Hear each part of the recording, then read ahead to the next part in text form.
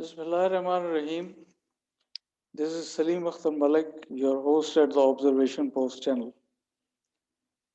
On this channel, we discuss issues of national and international importance, security matters, as well as important events from military history.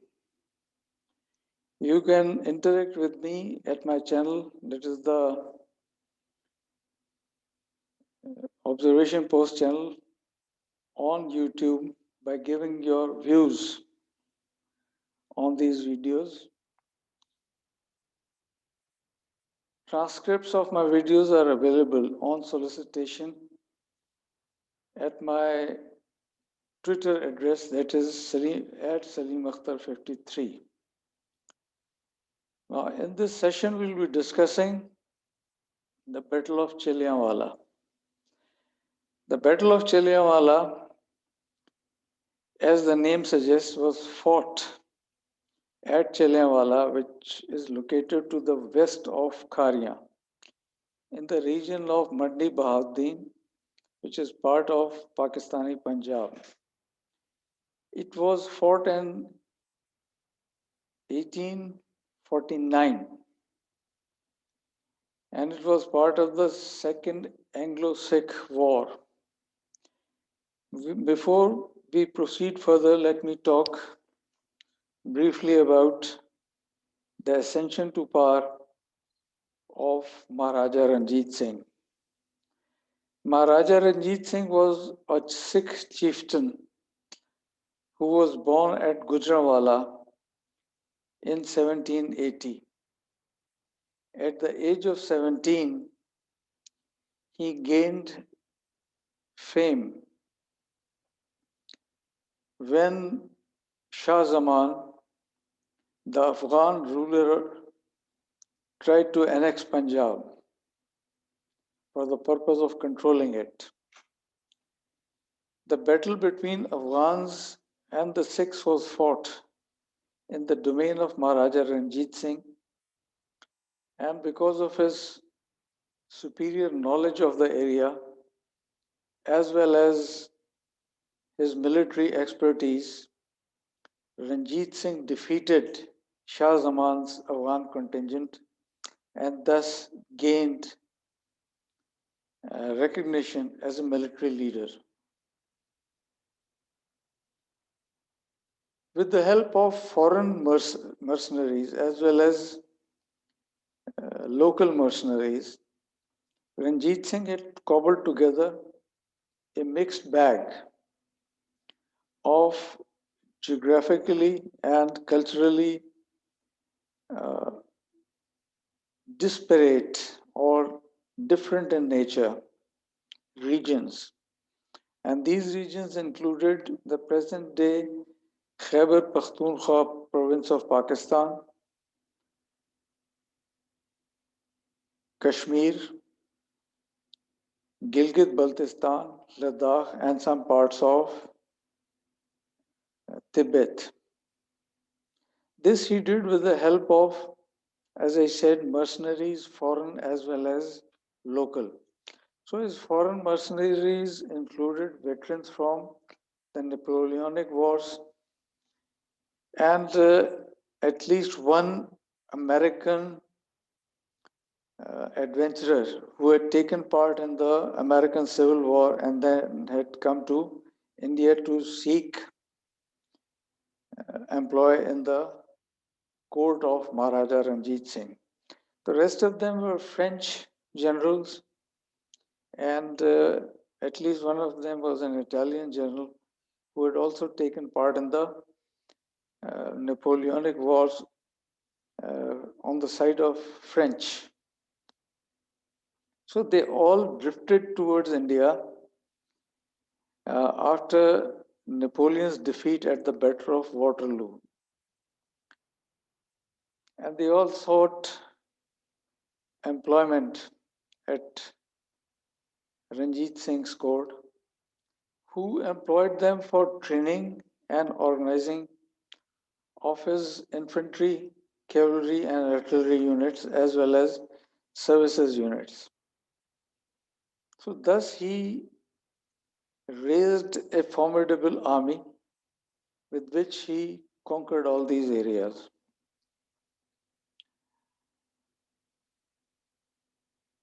Ranjit Singh had dealt with the British and the local rulers cleverly. His policy was to cede some territory south of Sutlej to the British East India Company, while at the same time maintaining a powerful army to again deal with the British power and the local rulers. Ranjit Singh died in 1839, and by that time, uh, the Sikhs had become very powerful, and to the British, they had become too big for their boots, and the British had wanted to cut them down to size. Hence, the First Anglo-Sikh War, which was initiated by the British East India Company. This war was fought in 1845 and 1846, and it resulted in the partial defeat of the Sikh army in and around Firozpur, that is at the Battle of Firozpur. As I said, by that time, Ranjit Singh was dead. So, as a result of the First Anglo-Sikh War, the Sikhs gained control of all the possessions of Ranjit Singh. But at the Treaty of Amritsar, they ceded Kashmir Valley to the Dogra ruler of Jammu for 75 lakh rupees, with the proviso that the suzerainty of uh, Kashmir would rest with the British East India Company. So this was the result of the First Anglo-Sikh War. But the Sikhs had not stopped their machinations against the British power, and they captured Multan. Thus, the British had wanted to deal a final blow on the Sikh power, so they started the Second Anglo-Sikh War in 1849. And as I said, the Battle of Chillianwala was part of the Second Anglo-Sikh War. It was fought at Chillianwala. The commanders uh, on both the sides, on the British side, it was Major General Hugo, whereas the Sikh commander, that is the commander of the Khalsa army of Punjab, which fought against the British East India Company, was General Sher Singh. The troops on the British side were a mixed contingent of British as well as native troops from East India Company's army of the Bengal Presidency, whereas the Sikh troops, as I said, were from the Khalsa army of the Punjab. There were 12,000 British and native troops under the army of Bengal Presidency, whereas the Sikh army consisted of 35,000 men.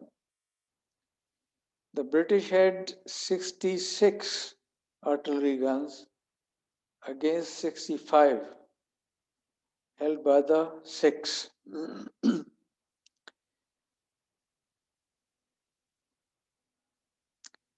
A testimony left by a British observer says I'll read it out to you. The six fought like devils, fierce and untamed, such a mass of men I never set eyes on. And as plucky as lions, they ran right on the bayonets and struck their assailants when they were transfixed. The final losses to Go's army were 757 killed, 1651 wounded, and 104 missing, for a total of 2512. A comparatively high proportion of the casualties, which was almost 1000, were British. So out of 2512 uh, casualties on the British side, on the side of East India Company, 1000 were British. This was mainly a result of the disaster which fell the 24th Foot Infantry, which suffered 590 casualties. Over 50% Sikh casualties were 4,000 dead.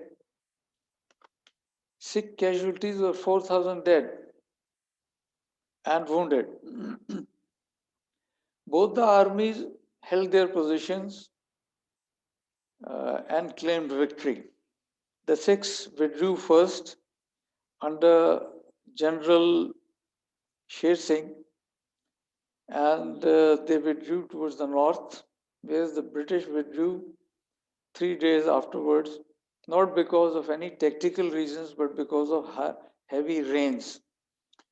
And because the Sikhs had withdrawn earlier, the British claimed victory, but the Sikhs said that they were the victors. However, the repulse of the British, together with the loss of several guns, had given a very heavy blow to the British prestige in the subcontinent. The military historian Major A.H. Amin states, at Chillianwala, a British army which had a high European troop component, a large number of Sepoy regiments, sufficient artillery, 2 heavy cavalry brigades to ensure that no one would surprise the British army, excellent logistics, little campaign exhaustion, having fought no major battle since assumption of hostilities, failed to defeat the Sikhs. The Battle of Chillianwala is, however, one odd exemption and stands out as a battle in which the British failed to defeat their opponents despite having the advantages of weight of numbers, ideal weather and terrain, and superior logistics. General Goh, the commander of the East India Company's army, was criticized for his role in the battle and was removed. He was replaced by General Charles Napier. But before Napier could arrive, General Goh finally defeated the Sikhs at the Battle of Gujarat, which culminated in the total rout of the Sikhs. After this, the second Anglo-Sikh War ended, and British East India Company uh, annexed Punjab. Now, as I said, it was a heavy blow to the prestige of the British East India Company. The stalemate was a heavy blow to their prestige, and it is counted as one of the factors which led to the uh, independence war in 1857. The independence war waged by the Indians, the native troops against the British East India Company's army, The War of Independence is dubbed by the British as the Sepoy Mutiny or the Indian Mutiny. However, the Sikh soldiers, which were after the annexation of Punjab, amalgamated into the British East India Company's army and were serving with the British regiments, remained loyal and contributed to the victory of British over the rebels headed by the Mughal ruler Bahadur Shah Zafar. The two wars fought between 1845, that is the First Anglo-Sikh War, and 1849, which was the Second Anglo-Sikh War, resulted in annexation of Punjab. But then these wars also resulted in a prolonged cooperation between the two races, that is the British and the Sikhs, for over 100 years of strife on the northwest frontier of India, uh, which is now the Khyber Pakhtunkhwa province, and which also saw the War of Independence or the Indian Mutiny, as the British called it, Egypt, and finally the First and Second World Wars. An obelisk later erected in Chillianwala commemorates the the casualties at the Chillianwala battle, and it has on it inscribed the names of both the casualties of the contingents of East India Company as well as the Sikh army. So that's it. That is about. That is all about the Battle of Chillianwala. See you in the next video. Till then, bye bye.